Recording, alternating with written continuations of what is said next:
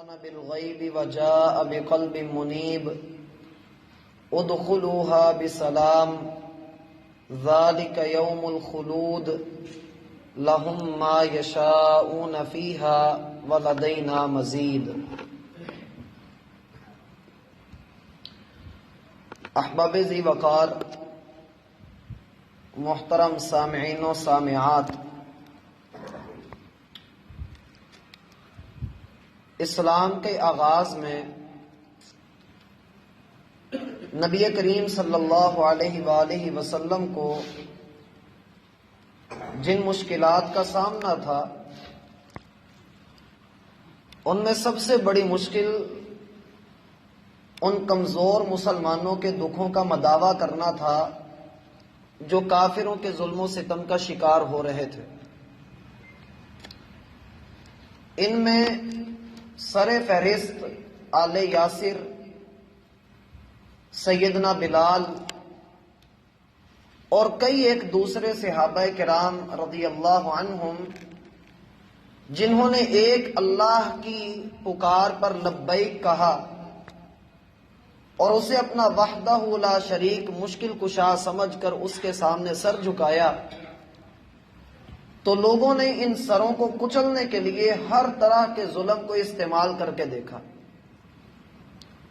ظلم کا وہ ایک ایسا دور تھا جو کبھی ختم لینے کا نام ہی نہیں لے رہا تھا، اور ظلم کی اس بھٹی میں صحابہ کرام پس رہے تھے۔ ہم جانتے ہیں کہ سیدنا بلال رضی اللہ عنہ کی گردن میں پٹا ڈال کر شدید گرمی میں ان کو گلیوں میں گھسیٹا جاتا تھا، یا یہ کہ اگر کوئی بندہ بیت اللہ کے اندر جا کر اللہ کے دین کی کوئی بات کر دیتا، اشہد اللہ الہ الا اللہ وحدہ لا شریک لہ کے الفاظ اس کی زبان سے نکل آتے تو لوگ اس پر پل پڑتے۔ نہیں خیال تھا اس کے خاندان کا، نہیں خیال تھا اس کی عمر کا، بس لوگوں کو اس کلمے سے چڑ ہی بڑی تھی۔ اللہ فرماتے ہیں وَإِذَا ذُكِرَ اللَّهُ وَحْدَهُ اشْمَأَزَّتْ قُلُوبُ الَّذِينَ لَا يُؤْمِنُونَ بِالْآخِرَةِ، جن کو مرنا بھولا ہوا ہے وہ ایک اکیلے اللہ کا ذکر سن کر دلوں کی تنگی محسوس کرتے ہیں۔ وَإِذَا ذُكِرَ الَّذِينَ مِن دُونِهِ إِذَا هُمْ يَسْتَبْشِرُونَ، جب اللہ کے ساتھ تم اور بھی شریک بنا کر، کمپرومائز کر کے، سمجھوتے کی اور رواداری کی بات کر کے دوسروں کی بھی تعریف کرو گے، ان کے نام کی بھی مالا جپو گے، تو یہ تم سے بڑے خوش ہوں گے، بڑے راضی ہوں گے۔ صحابہ کرام رضی اللہ عنہم پر ظلم کا یہ دور 13 سال تک جاری رہا۔ سیدنا عمر، سیدنا حمزہ، ان کے اسلام کے بعد ذرا سی تبدیلی آئی تھی کہ لوگوں نے ظلم کم کر دیا تھا، لیکن جب کبھی ان کو موقع ملتا، تاریخ بھری پڑی ہے، وہ صحابہ بھی موجود ہیں جن کو ٹکڑے ٹکڑے کیا گیا ہے، وہ صحابہ بھی موجود ہیں کہ 70 صحابہ ایک سفر میں ہیں اور ان سب کو گھیر کے اندر شہید کر دیا گیا۔ نبی صلی اللہ علیہ وآلہ وسلم کے یہ صحابہ تھے کون؟ اللہ تعالیٰ نے قرآن کریم کے اندر ان کی جو شان، جو مقام، جو ان کے بارے میں نازل کر دیا ہے، دنیا کا کوئی بندہ اپنی عقل سے، اپنی لاجک سے، اپنی منطق سے اس کا انکار کرتا ہے تو کرے، لیکن جن کے ایمان کی گواہی رب ذوالجلال نے دی ہے، پھر اس کے بارے میں کوئی بھی جو مرضی بھی کہتا رہے، اس کی پرواہ نہیں۔ اللہ تعالیٰ نے ان کے بارے میں فرمایا اولئک کتب فی قلوبہم الایمان۔ میرا بھائی، دنیا کے سارے لوگوں کا ایمان ایک طرف، ہماری عبادتیں، ریاضتیں، تہجدیں، سب کچھ ایک طرف۔ اللہ کی قسم، یہ زندگی ہزاروں سال کے اوپر بھی محیط ہو جائے، ہم اس زندگی کے برابر نہیں ہو سکتے جس زندگی کا ایک لمحہ اللہ کے رسول کے ساتھ گزرا ہے۔ نبی صلی اللہ علیہ وآلہ وسلم کی معیت، آپ کا ساتھ ان لوگوں کو نصیب ہوا ہے جس کا انتخاب اللہ نے کیا ہے، وہ خود اپنی مرضی سے نہیں آئے۔ مسند احمد کے اندر عبداللہ ابن مسعود رضی اللہ عنہ کا قول موجود ہے کہ اللہ تعالی نے اپنے نبی محمد صلی اللہ علیہ وآلہ وسلم کے دل کے بعد سب سے زیادہ پاک دلوں والا اصحاب محمد کو ہی پایا، سو اس نے اپنے نبی کے صحابہ مقرر کر دیے، وزیر بنا دیے۔ اب صحابہ کرام رضی اللہ عنہم کو اللہ تعالی نے وہ سند عطا کر دی ہے جو ہر طرح سے محفوظ ہے، مامون ہے۔ اللہ تعالیٰ فرماتے ہیں اولئک کتب فی قلوبہم الایمان، یہ وہ لوگ ہیں جو اپنا خاندان، اپنی برادری، اپنی قوم، اپنا مال سب کچھ قربان کر دیتے ہیں اللہ اور اس کے رسول کی محبت کے لیے۔ لا تجد قوما یؤمنون باللہ والیوم الآخر، آپ کو روئے زمین پر کوئی ایسا گروہ نہیں ملے گا جس کا اللہ اور اس کے رسول پر ایمان بھی ہو اور پھر وہ سب کو چھوڑ بھی دے اللہ اور اس کے رسول کی خاطر، سوائے صحابہ کے۔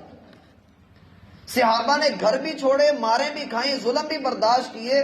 میرا بھائی، جس کو ٹکڑے ٹکڑے کیا جا رہا ہو، جس کے مال ہتھیا لیے جائیں، یا جس کو گلے کے اندر پٹا ڈال کر گھسیٹا جائے، یا یہ کہ جس کے سامنے اس کی ماں کو شہید کر دیا جائے، اس کے باپ کو شہید کر دیا جائے، اور پھر وہ اسلام کے اوپر استقامت اختیار کرے، اللہ ہم سے سوال کرتا ہے ان کان آباؤکم و ابناؤکم و اخوانکم و ازواجکم و عشیرتکم و اموال اقترفتموها و تجارت تخشون کسادها و مساکن ترضونها احب الیکم من اللہ و رسولہ، لوگوں تمہاری بیویاں، تمہارے باپ، تمہارے بیٹے، تمہارے بھائی، تمہارے خاندان، تمہاری تجارتیں، کاروبار، تمہارے گھر، کیا یہ سب اللہ اور اس کے رسول کی محبت سے بڑھ کر ہو گئے؟ اگر تمہارے دلوں کے اندر ان چیزوں کی محبت اللہ اور اس کے رسول سے بڑھ کر ہے، فَتَرَبَّصُوا حَتَّى يَأْتِيَ اللَّهُ بِأَمْرِهِ، انتظار کرو اللہ کے عذاب کا، اللہ کا عذاب کہیں تم پر نہ آ جائے۔ کہ ایک انسان جس کو اللہ سبحانہ و تعالیٰ کے دین کی کوئی پرواہ ہی نہیں، اور دوسری طرف وہ نفوس ہیں جنہوں نے اپنا تن من دھن اس اللہ کے دین کے لیے قربان کر کے رکھ دیا، اللہ تعالیٰ ان کو کئی ایک سرٹیفکیٹ دیتے ہیں، کئی ایک پروٹوکول ہیں جو دنیا کی کسی اور جماعت اور گروہ کے پاس نہیں ہے۔ پہلا اللہ رب العالمین نے ان کو جو پروٹوکول دیا ہے، اولئک کتب فی قلوبہم الایمان، ان کے دلوں میں جو ایمان ہے اس کی گواہی اللہ دیتا ہے۔ یہ ایمان والے ہیں، اس بات کا گواہ اللہ ہے۔ میرے ایمان کی آپ میں سے کوئی گواہی نہیں دے سکتا، میں آپ کے ایمان کی گواہی نہیں دے سکتا۔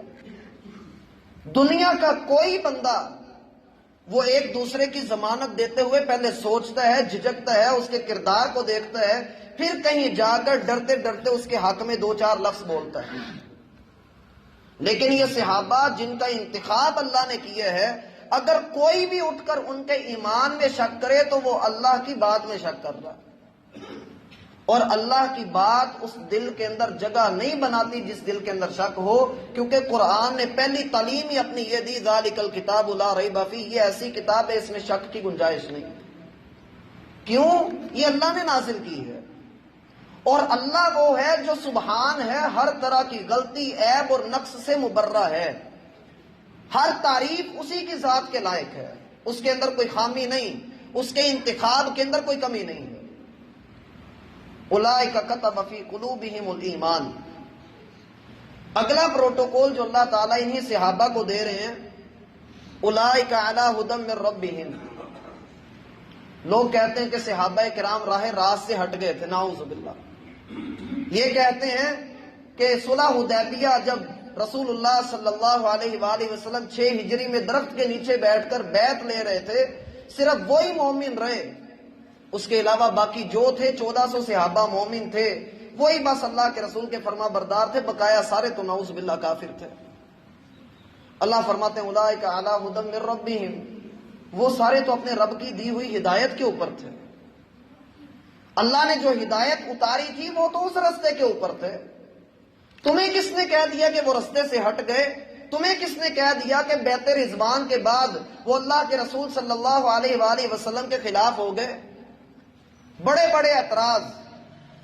اگلا پروٹوکول اللہ دیتے ہیں اولئک ھم الراشدون، لوگوں اگر کسی نے دیکھنا ہو کہ صحیح رستے کے اوپر چلتے ہوئے اپنی منزل تک پہنچنا کون چاہتا ہے تو یہ صحابہ ہی ہیں۔ صحابہ کرام کا جذبہ، ان کا شوق، ان کی لگن، اللہ اکبر، راتوں کو تہجد ادا کرتے ہیں، دن کے وقت اللہ رب العالمین کے لیے جہاد کرتے ہیں۔ ان کی زندگیاں ایک ایک لمحہ اللہ اور اس کے رسول کی اطاعت کے اندر گزر رہا ہے۔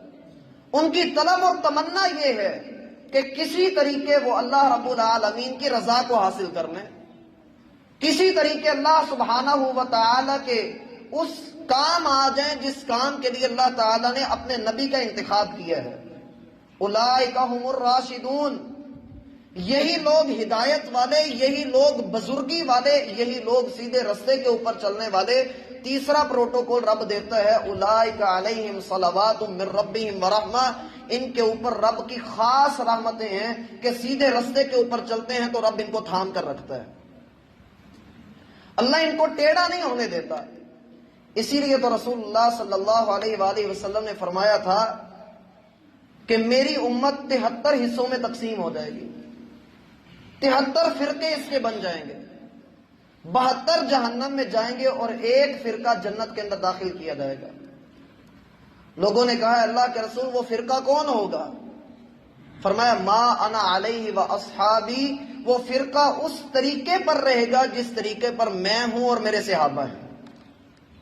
صحابہ کرام میرا بھائی وہ واحد شخصیت ہیں جو اسلام کو ہم تک پہنچانے میں اگر ان کا کردار مشکوک کر دیں تو ہمارا ایمان سلامت نہ رہے۔ بھائی توجہ میری طرف کریں، میں ان کو دیکھ رہے ہیں، توجہ میری طرف رکھیں۔ اولئک علیہم صلوات من ربہم، یہ وہ لوگ ہیں جن پر اللہ کی خاص رحمتیں ہیں، اور جب اللہ اپنی خاص رحمت کسی کو عطا کر دیتا ہے، عام رحمتیں تو اس کی کافروں کے اوپر بھی ہو رہی ہیں، لیکن اس نے اپنی خاص رحمت کی اور اپنے نبی کا ساتھ اپنے صحابہ کو نصیب فرمایا، اور پھر یہی صحابہ اسلام کو ہم تک پہنچانے کا سب سے پہلا واسطہ بھی ہے۔ اگر صحابہ کے واسطے کو درمیان سے نکال دیں تو میرا بھائی یہ جو اذان ہم سن رہے ہیں، یہ جو خطبہ ہم سن رہے ہیں، جو ہم نماز ادا کر رہے ہیں، جو قرآن ہم پڑھ رہے ہیں، جو روزے رکھ رہے ہیں، اللہ کی قسم دین کی کوئی بنیاد باقی نہیں بچے گی۔ اگر آپ ایک صحابی کے بارے میں بھی یہ شک دل کے اندر پال لیں کہ پتہ نہیں وہ صحابی تھا بھی تھا یا نہیں تھا، یا اس نے کیا کیا تھا، ہمیں کسی نے حق نہیں دیا کہ ہم ہاتھ میں کوئی ٹھپا لے لیں، کوئی مہر لے لیں اور پرمٹ بانٹتے پھریں کہ فلاں صحابی صحابی ہے، فلاں کو میں صحابی نہیں مانتا تو وہ صحابی نہیں ہے۔ ہم جو مرضی کہہ لیں، یہ اللہ تعالیٰ نے اولئک کے اشارے اپنے صحابہ کو دیے ہیں۔ یہی وہ لوگ ہیں جن کے اوپر تیرے رب کی خاص رحمتیں ہوئیں، اور یہ خاص رحمت اہل علم کا اتفاق ہے رسول اللہ صلی اللہ علیہ وآلہ وسلم کی صحابی بننے کی اور اللہ کا دین ہم تک پہنچانے کی تھی۔ اللہ رب العالمین فرماتا ہے اللہ یجتبی الیہ من یشاء، اللہ جسے چاہتا ہے اپنی طرف لے آتا ہے، ویہدی الیہ من ینیب، جو اللہ سے محبت کرتا ہے اللہ اس کو ہدایت بھی دے دیتا ہے۔ آپ دیکھیے کہ اللہ تعالیٰ نے ابو جہل کے بیٹے اکرمہ کو اسلام کی توفیق بخشی، اللہ تعالیٰ نے کس کس جگہ سے مسلمانوں کی مدد کی۔ موسیٰ علیہ السلام کے ساتھ اللہ نے فرعون کا ایک وزیر کھڑا کر دیا۔ علیہم صلوات من ربہم، اللہ تعالیٰ کی رحمتیں ہیں۔ چوتھا پروٹوکول جو اللہ تعالیٰ ان کو دیتا ہے، اولئک ھم المؤمنون حقا، لوگوں یہ سچے مومن ہیں، ان کی سچائی، ان کی صداقت اللہ سبحانہ و تعالیٰ اس کی گواہی دے رہا ہے۔ اسی لیے عبداللہ ابن مبارک رحمہ اللہ کہا کرتے تھے ایمان لانے کے بعد، اطاعت رسول کرنے کے بعد دو کام ایسے ہیں کہ اگر کوئی بندہ کر لے تو پکا جنتی ہے۔ پہلا یہ کہ زبان سے جب بھی بولے تو سچ بولے، اور دوسرا یہ کہ صحابہ کرام کے بارے میں کبھی بھی کوئی غلط بات اپنی زبان سے نہ نکالے۔ امسکو علیکم لسانکم، اپنی زبانوں کو روک کر رکھو جب صحابہ کا ذکر ہو رہا ہو۔ صحابہ کرام کے بارے میں اگر کوئی بندہ اپنی زبان کو بے لگام کرتا ہے اور شک کرتا ہے ان کے ایمان میں، اللہ کی قسم وہ خود بہت بڑا بے ایمان ہے۔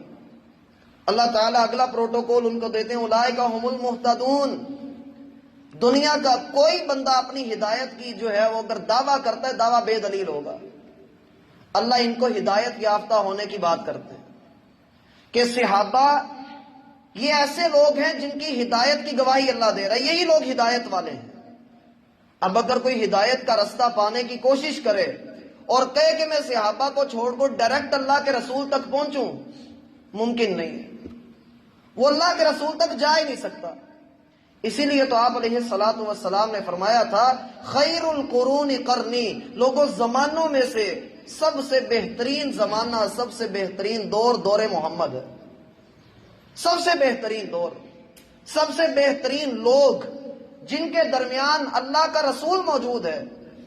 میرا بھائی یاد رکھیے، اگر نبی صلی اللہ علیہ وآلہ وسلم کے صحابہ کے ایمان کے بارے میں ہم شک کریں گے کہ آپ کے ارد گرد کھڑے ہونے والے ابو بکر و عمر، عثمان و علی، معاویہ اور طلحہ و زبیر، سعد و سعید، ہم اگر ان میں سے کسی کے ایمان کے اوپر شک کریں گے تو گویا کہ ہم یہ کہہ رہے ہوں گے کہ اللہ رب العالمین نے انتخاب غلط کیا اور نبی صلی اللہ علیہ وآلہ وسلم کے یہ صحابہ بھی ٹھیک نہیں تھے، بے وفا تھے۔ سادہ لفظوں میں آج کا رافضی اٹھ کر کہتا ہے کہ یہ سارے بے ایمان تھے۔ اس وقت بندے کا ایمان کہاں جائے گا جب وہ قرآن کی اس آیت کو پڑھے گا وَإِذَا قِيلَ لَهُمْ آمِنُوا كَمَا آمَنَ النَّاسِ۔ اللہ فرماتے ہیں جب ان لوگوں سے کہا جاتا ہے کہ ویسے ایمان لاؤ جیسے صحابہ ایمان لے کر آئے۔ اس نقطے کو غور سے سمجھیے گا کہ لوگوں کو کہا جاتا ہے لوگوں ایمان ویسا لاؤ جیسا صحابہ کا ایمان تھا۔ قَالُوا أَنُؤْمِنُ كَمَا آمَنَ السُّفَهَاءُ، لوگوں کا جواب ہوتا ہے ہم بیوقوفوں کی طرح ایمان لے آئے۔ اللہ فرماتے ہیں الا انہم هم السفہاء ولکن لا یعلمون، سنو کہ یہ خود بیوقوف ہیں، ان کو نہیں پتہ یہ کتنی بڑی بیوقوفی کا ارتکاب کر رہے ہیں۔ اور یاد رکھیے اہل علم کا اس بات پر اتفاق ہے، جو بندہ بھی کسی صحابی کے بارے میں برا بولتا ہے، ان کو گالی دیتا ہے، ان کے بارے میں دشنام ترازی کرتا ہے، ان کو لان تان کرتا ہے، سیدنا علی رضی اللہ عنہ کہا کرتے تھے کہ اللہ کی قسم اگر میں نے کسی کو سنا وہ ابو بکر و عمر کو یا عثمان میں سے کسی کو یا اللہ کے رسول کے کسی صحابی کو گالی دیتا ہے، میں علی سب سے پہلے اس کے خلاف قتال کروں گا، میں اس کے ساتھ لڑوں گا۔ اور آج کا مسلمان وہ خود ہاتھ میں ٹھپا لے کر کھڑا ہو جائے جی میں ابو سفیان کے ایمان کو نہیں مانتا، نعوذ باللہ۔ ابو سفیان ہے کون ہے؟ چھوٹے بھائی نہیں ہے جن کا نام اتنی بے ادبی سے لیا جائے۔ امیر معاویہ کوئی چھوٹا بچہ نہیں ہے جس کے بارے میں بندہ جو مرضی بولتا رہے، جیسے مرضی ڈانٹتا ڈپٹتا رہے۔ اللہ سبحانہ و تعالی نے انتخاب کیا ہے، اور جو اللہ کے انتخاب میں شک کرے، جو صحابہ کے ایمان میں شک کرے، اس کا ایمان نہیں ہے۔ اللہ تعالیٰ نے واضح لفظوں میں کہا والسابقون الاولون من المہاجرین والانصار والذین اتبعوهم بإحسان رضی اللہ عنہم ورضوا عنہ، وہ لوگ جو ایمان میں سبقت لے کر گئے، پھر وہ جو مہاجر بنے، پھر وہ جو انصار بنے، اور پھر وہ جو ان کے بعد ایمان لے کر آئے، اللہ سب سے راضی ہے۔ اللہ ان سب سے راضی ہو چکا ہے۔ جب اللہ راضی ہو چکا ہے میرا بھائی، میرے ناراض ہونے سے، آپ کے ناراض ہونے سے، دنیا کے کسی بندے کے ناراض ہونے سے، ہم اگر کسی سے کوئی پروٹوکول چھیننے کی کوشش کریں، آج ایک زندیق اٹھ کر یہ کہتا ہے جی فلاں صحابی کی، امیر معاویہ کی بس یہی فضیلت ہے کہ وہ صحابی ہیں، اس کے علاوہ کوئی فضیلت ثابت نہیں، نعوذ باللہ۔ اللہ معاف فرمائے، کیا صحابی ہونا کوئی فضیلت نہیں ہے؟ اللہ کی قسم سیدنا عمر بن عبدالعزیز رحمہ اللہ سے سوال ہوا کہ آپ افضل ہیں یا معاویہ افضل ہے؟ عمر بن عبدالعزیز نے کہا اللہ کی قسم میں تو ان کے قدموں کی خاک کے بھی برابر نہیں ہوں۔ اور عمر بن عبدالعزیز وہ ہیں جن کو 5واں خلیفہ راشد کہا جاتا ہے، کہا جاتا ہے یہ عمر ثانی ہیں، اور وہ کہہ رہے ہیں کہ میں ایک صحابی رسول کے قدموں کی خاک کے برابر نہیں ہو سکتا۔ نبی صلی اللہ علیہ وآلہ وسلم نے فرمایا کہ لوگوں میرے صحابہ کی برکت کیسی ہوگی کہ جب میں چلا جاؤں گا، صحیح مسلم کی روایت ہے، اور لوگوں کی جماعتیں اللہ رب العالمین کے رستے میں لڑائی کرنے کے لیے نکلیں گی تو پوچھا جائے گا اس لشکر کے اندر کوئی صحابی ہے؟ کہا جائے گا ہاں ایک صحابی ہے۔ اللہ اس صحابی کی برکت کی وجہ سے اس لشکر کو فتح عطا کر دے گا۔ پھر اسی طرح سے سلسلہ چلتا رہے گا حتیٰ کہ صحابہ سارے کے سارے فوت ہو جائیں گے۔ پھر لشکروں میں سے پوچھا جائے گا کیا اس لشکر میں کوئی ایسا بندہ ہے جس نے صحابی سے ملاقات کی ہو؟ تو ایک تابعی اٹھے گا اور کہے گا ہاں میں نے ایک صحابی سے ملاقات کی تھی اور اللہ اس کی برکت کی وجہ سے لوگوں کو فتح عطا کر دے گا، اور پھر یہ سلسلہ یہاں پر آ کر ختم ہو جائے گا۔ اللہ تعالیٰ اگلی بات فرماتے ہیں اولئک ھم المتقون، لوگوں یہ وہ لوگ ہیں جو گناہوں سے بچا کرتے تھے، تقوی والے لوگ یہ ہیں۔ اللہ رب العالمین نے ان کے دلوں کے اندر ایمان کی محبت ڈال دی تھی۔ ایمان کی محبت کیسے آئی؟ سعد ابن ابی وقاص کہتے ہیں ایک رات مجھے ایسی دل میں ڈر محسوس ہوا اللہ کے رسول کے بارے میں، فکر لاحق ہوئی، میں نکلا اللہ کے رسول کی طرف، احزاب کا مارکا تھا اور میں اللہ کے رسول صلی اللہ علیہ وآلہ وسلم کے خیمے کے باہر پہرا دینے کے لیے کھڑا ہو گیا۔ آپ نے ہتھیاروں کی آواز سنی تو پوچھا کون ہے؟ میں نے کہا میں سعد ہوں۔ آپ علیہ الصلوۃ والسلام نے فرمایا کس لیے آئے ہو؟ کہا ہے اللہ کے رسول دل میں آپ کے بارے میں ڈر محسوس ہوا کہ میرے محبوب کو کوئی نقصان نہ پہنچا دے، دشمن سر پر آیا بیٹھا ہے، مجھے آپ کی فکر ہے۔ آپ علیہ الصلوۃ والسلام نے دعا فرمائی اے اللہ سعد کی دعا کو کبھی رد نہ کرنا۔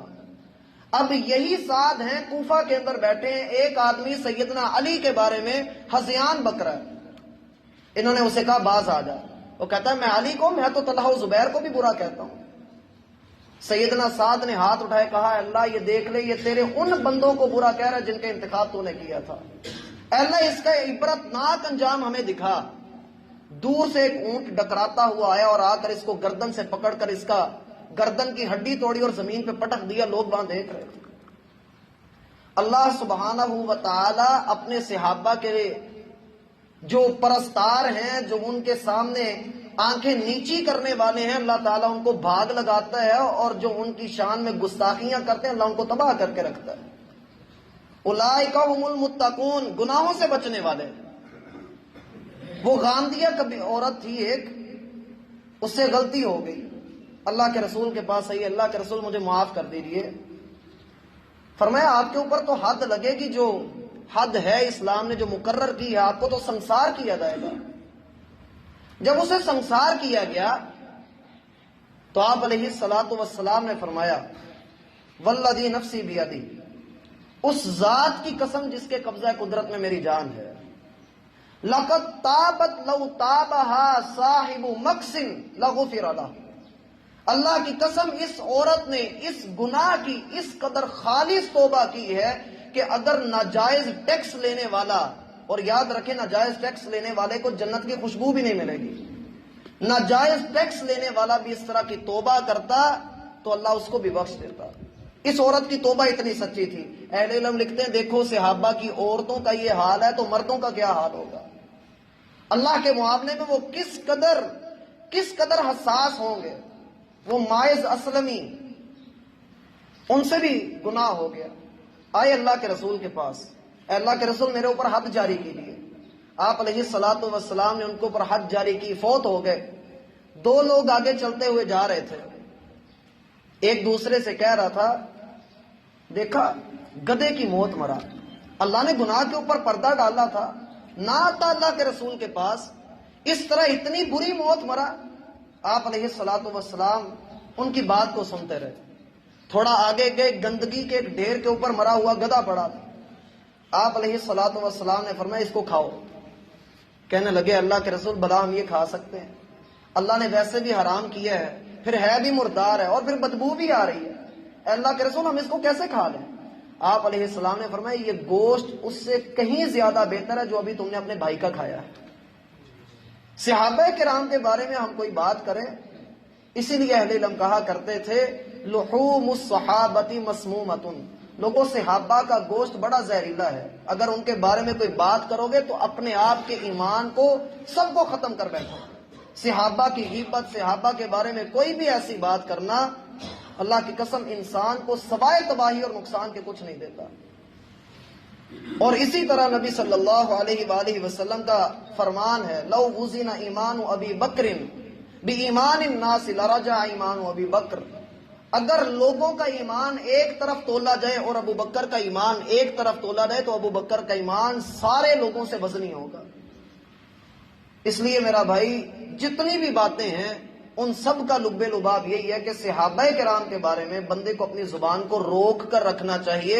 ان کی فضیلت یہی بہت بڑی فضیلت ہے کہ ان کو اللہ تعالیٰ نے اپنے رسول کا ساتھ نصیب فرمایا، جس ساتھ کو لینے کے لیے ہم ترس رہے ہیں. ہم میں سے کسی کے پاس یہ اختیار نہیں. غلطیاں میرا بھائی سبھی سے ہوتی ہیں، لیکن جب اللہ سبحانہ و تعالیٰ ان کو کہہ چکا ہے میں نے تم سب کو معاف کر دیا، میں تم سب سے راضی ہو چکا، تو پھر زندگی کے اندر اختلافات ہوتے رہتے ہیں. ہم میں سے کون ہے جس کے اختلاف نہیں ہوتے؟ ہم میں سے کون ہے جس کے گھر کے اندر چھوٹی موٹی لڑائی نہیں ہوتی؟ ہم میں سے کون ہے جس کی محلے میں سبھی کے ساتھ بنتی ہے؟ سارے معاملات کہیں نہ کہیں خراب ہوئے ہی ہوتے ہیں. لیکن اس کا یہ مطلب نہیں ہوتا کہ ہم حکم لگانے کے لیے بیٹھ جائیں کہ فلاں بندہ ٹھیک ہے اور فلاں بندہ غلط ہے. بالخصوص صحابہ کے بارے میں اگر ہم ایسی بات کریں گے تو پھر اللہ کی قسم ہم ایک کو نیچا کر جائیں گے اور دوسرے کو اونچا کر جائیں گے. اس کے بارے میں اہل علم کا متفق قول ہے کہ صحابہ کرام سارے کے سارے اپنے شرف صحابیت کے اعتبار سے برابر ہیں. جب وہ سارے کے سارے اپنے شرف صحابیت کے اعتبار سے برابر ہیں تو ہماری زبانیں ان کے آگے خاموش رہنی چاہیے، نظریں جھکی رہنی چاہیے، اور ان کے مقام کو ہمیں سمجھ کر ان جیسا بننے کی کوشش کرنی چاہیے. کیونکہ اللہ نے فرمایا فَإِنْ آمَنُوا بِمِثْلِ مَا آمَنْتُمْ بِهِ فَقَدْ اهْتَدَوْا. لوگوں اگر تم ویسا ایمان لے آؤ جیسے یہ صحابہ ایمان لائے ہیں تو تم بھی ہدایت والے بن جاؤ گے. اللہ تعالی ہم پر اپنی رحمت کرے. وما توفیق الا باللہ.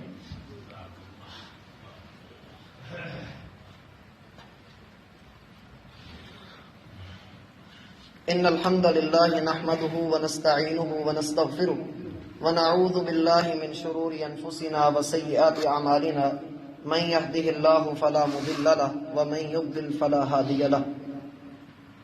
احباب گرامی، رجب کا یہ مہینہ ہے اور اس میں بہت ساری ایسی چیزیں ہیں جن کو لوگ ذکر کرتے ہیں. مثلا 22 تاریخ کو شیرینی تقسیم کرنا، یا 27ویں کی رات کو ایک مخصوص نماز ادا کرنا، یا اس مہینے کی فضیلتیں ذکر کرنا. ایسا کچھ بھی اللہ کے رسول صلی اللہ علیہ وآلہ وسلم سے ثابت نہیں ہے، اور اگر ثابت ہوتا تو آپ علیہ الصلاۃ والسلام اسے بیان کر دیتے، وہ ہم تک پہنچ جاتا. جتنی بھی روایات اس کے بارے میں آتی ہیں ان سب کا دین کے ساتھ کوئی تعلق نہیں ہے. ان سب روایات کو کسی نے گھر بیٹھ کر بنایا اور اللہ کے رسول صلی اللہ علیہ وآلہ وسلم کی طرف منسوب کر دیا. اور ایسی جتنی بھی روایات آتی ہیں ان کا آغاز اسی طرح ہوتا ہے کہ کہا جاتا ہے کہ اس رات میں یوں کرنا چاہیے. اب یہ کہنے والا کون ہے، کون کہہ رہا ہے، کب سے کہہ رہا ہے، اصول حدیث کے اندر یہ باتیں نہیں مانی جاتی، کیونکہ دین لا ریب ہے اور اس کے بارے میں ہر بات لا ریب ہونی چاہیے. نبی صلی اللہ علیہ وآلہ وسلم کا فرمان ہے کہ جس بندے نے کوئی ایسی بات بیان کی جسے وہ جھوٹا خیال کرتا ہے لیکن وہ اسے بیان کر دیتا تو یہ بھی جھوٹا ہی ہے. اسی طرح دوسری حدیث میں ہے کہ جو بندہ ایسی بات کرے جو سنی سنائی ہو اور اسے آگے بیان کر دے تو یہ بندے کے جھوٹا ہونے کے لیے یہی بات کافی ہے کہ سنی سنائی بات کو آگے بیان کر دے. رجب کے مہینے کی کوئی خاص فضیلت اللہ کے رسول سے ثابت نہیں ہے. ہاں یہ حرمت والے مہینوں میں سے ایک مہینہ ضرور ہے. اس مہینے میں لڑائی جھگڑے سے پرہیز کرنا چاہیے، اللہ تعالیٰ کی عبادت کی طرف ذوق شوق سے آنا چاہیے. اور اس میں ایک دعا بھی عام ہے، اللہم بارک لنا فی رجب و شعبان وبلغنا رمضان. اس طرح کی ایک دعا لوگ ذکر کرتے ہیں. یہ دعا بھی اللہ کے رسول سے ثابت نہیں ہے. ہاں آپ اپنے طور پر اس کو دعا کے طور پر پڑھ سکتے ہیں، لیکن اس کو سنت کہنا اللہ کے رسول سے بہرحال ثابت نہیں. اور معراج کا بھی، شب معراج کے بارے میں بھی لوگ اس میں ذکر کرتے ہیں، تو اس کے بارے میں 10 تاریخیں ذکر کی جاتی ہیں کہ معراج 10 تاریخیں ہیں، مختلف اقوال ہیں. اللہ تعالیٰ نے جہاں پورا معراج کا واقعہ ذکر کر دیا وہاں تاریخ کیوں نہیں ذکر کی؟ اس لیے کہ اس کی ضرورت نہیں. تو ہمیں بھی اس کی ضرورت نہیں کہ اس رات میں مخصوص عبادات بندہ کرتا رہے. ویسے بھی اللہ کے رسول صلی اللہ علیہ وآلہ وسلم کو اس رات میں اللہ تعالیٰ نے آسمانوں پر بلا کر جو چیز عطا کی تھی ہم اسے بھولے بیٹھے ہیں، اور وہ نماز ہے. اور میں کئی دنوں سے چاہ رہا تھا کہ میں بے نماز کے اوپر جمعہ پڑھاؤں آپ کے پاس، لیکن ایک چیز سن لیں کہ اگر کوئی شخص بے نماز ہے تو اس کا جنازہ پڑھنا بھی جائز نہیں، اس کا جنازہ بھی نہیں ہوتا ہے، اس کو مسلمانوں والے قبرستان میں بھی دفن نہیں کیا جاتا ہے. تو اس لیے اپنی نمازوں کی اصلاح کیجیے. اللہ تعالیٰ کے ہاں سب سے پہلا سوال اسی کے بارے میں ہوگا. اللہ رب العالمین ہم سب پر اپنی رحمت کرے. اللہ بیماروں کو شفا عطا